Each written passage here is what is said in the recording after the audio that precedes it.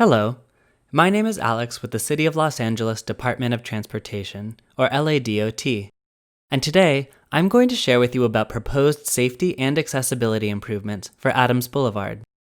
This presentation will cover 4 topics: existing conditions on Adams Boulevard and why this project is needed, the design tools that LADOT can use to address the issues on Adams, how the community can provide feedback and help shape the project, and the project timeline.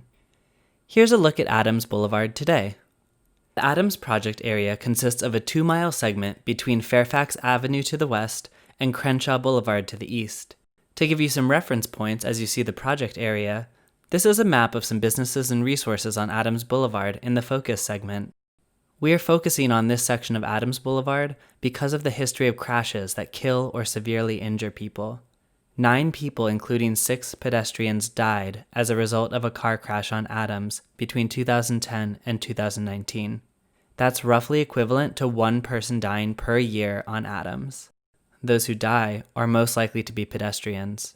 Because of this, we've made Adams one of our top priorities for safety improvements. This is what Adams street design looks like right now. 2 travel lanes in each direction, 1 center left turn lane, and parking on each side of the street. Here's a photo for reference. This isn't the first time we've discussed safety on Adams with the community. In 2017, Adams Boulevard was identified as a priority corridor on the high injury network and prioritized for safety improvements. In 2017, LADOT collaborated with PESA and LA to do outreach around traffic safety education on Adams Boulevard. Through that outreach effort, we collected 65 surveys with more than 75% of respondents visiting Adams daily or 2 to 5 times per week. About half of the respondents biked, walked, or took transit to Adams. They were there because they live there or because they came to shop, eat, or work, typical Main Street functions. People taking the survey responded that they would like safer and cleaner streets and sidewalks, more crosswalks, bike lanes, and to slow down traffic. They also expressed an interest in more retail stores and parks. Early this year, LADOT installed pedestrian flashing beacons at Burnside Avenue and Westview Street to make crossing the street safer on foot. Now we're back to discuss options for a comprehensive safety project because the city will be repaving Adams Boulevard in March 2021. This presents us with an important opportunity to restripe the street for a safer design. Our goals are simple for this project. We want to save lives and prevent severe injuries for all people who travel on Adams, whether they drive, walk, bike, roll, or take the bus. Second, we want to improve accessibility to the street for all users, again, whether they drive, walk, bike, roll, or take the bus. Everyone should feel safe and welcome on Adams Boulevard. Now, let's take a look at what we have in our street design toolbox to solve these safety issues on Adams. First, we'll be assessing crash patterns at intersections to see where protected left turns are appropriate. Protected left turns give a green arrow to left-turning vehicles at an intersection with a full traffic signal. This allows drivers to turn left without worrying about oncoming traffic. It also helps eliminate conflicts with pedestrians crossing the street onto which the driver is turning. We're also looking to improve pedestrian crossings. We can do this in a few different ways, including with pedestrian refuge islands. A pedestrian refuge island gives people a place to wait while they're crossing the street, especially if they don't have enough time to cross in one cycle. This allows pedestrians to navigate one direction of traffic at a time instead of worrying about 2-way traffic at once. Another tool to improve safety for pedestrians are pedestrian beacons known as rectangular rapid flashing beacons, or pedestrian signals known as high-intensity activated crosswalks, or HAWK signals. HAWK signals are recommended for streets with more than 1 lane of traffic in each direction, whereas rectangular rapid flashing beacons are appropriate for streets with 1 lane of traffic in each direction. We are also considering a lane reconfiguration, one of the most impactful tools for calming traffic on a street. On Adams, we would remove a lane of vehicle traffic in each direction and reallocate that space to different uses, like bike lanes or angled parking. This type of treatment has been shown to reduce unsafe speeds and reduce unsafe lane changes. It also reduces the number of lanes that people walking need to cross, meaning they have less exposure to traffic. This is one of the best tools for reducing fatal and severe injury crashes. With a lane reconfiguration, we can add bicycle lanes to Adams.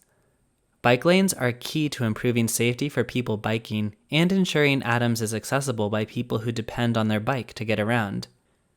Another proposal for Adams is to introduce angled parking to the street. This would not significantly increase parking overall on the street, but it would introduce additional parking in some areas. We can also use the angled parking stalls to protect a bike lane.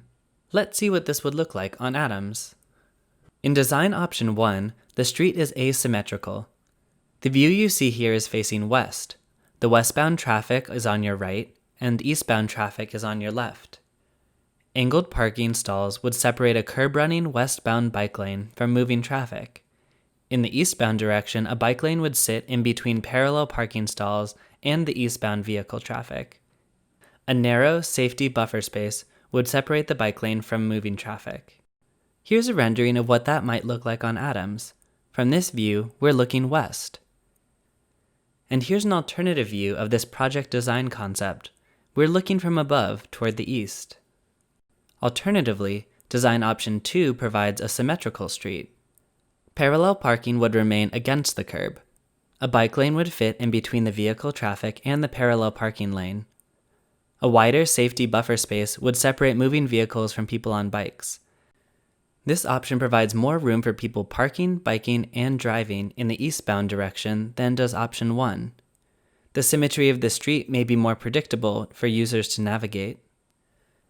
Here's a rendering of what that might look like on Adams. In this view, we're looking east. Now that we've given you our thoughts for improving Adams Boulevard, we want to hear from you. We're meeting with community groups and holding workshops to make sure we get as much input on the project as possible. In October 2020, LADOT will present the project to the United Neighborhoods Neighborhood Council, Mid-City Neighborhood Council, and West Adams Neighborhood Council.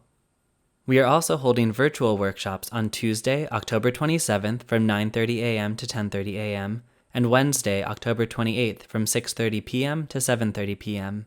The same information will be presented at both sessions, so please just attend whichever one works best for you.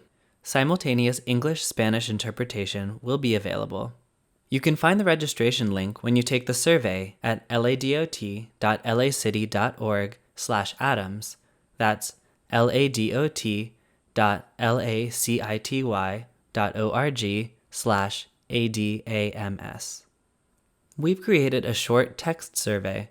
To take the survey in English, please text Adams 2020 to 31996.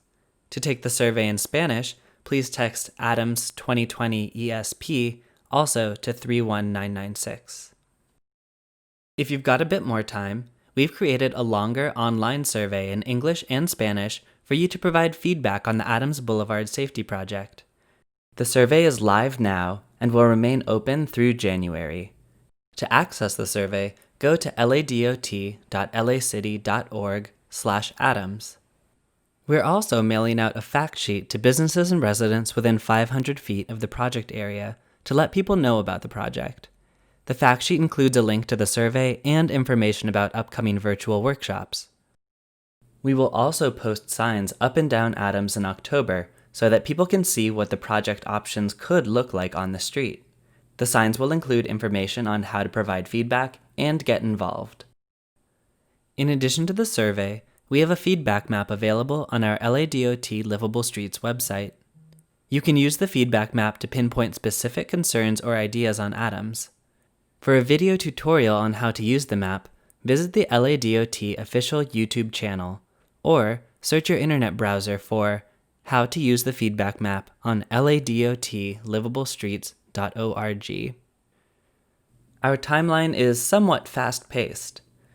From October 2020 to February 2021, we will be conducting pre-project community outreach as described. In March 2021, the city will repave Adams Boulevard and, following that, we can restripe the safer project design, which will take a couple of months and last into mid-2021. We'll continue community engagement in 2021 to determine the locations of refuge islands, beacons, signals, and other safety improvements. Over the next few years, we'll install these additional safety improvements. If you want to get in touch, please email vision0@lacity.org. That's VISIONZERO at LACITY.org. Or call LADOT Vision Zero at 213-632-9564 to leave a verbal comment or question for us. To learn more about the project, visit the project website at ladotlivablestreets.org/projects/Adams. Thank you for taking the time to give us your feedback and to make Adams Boulevard a safer street for all.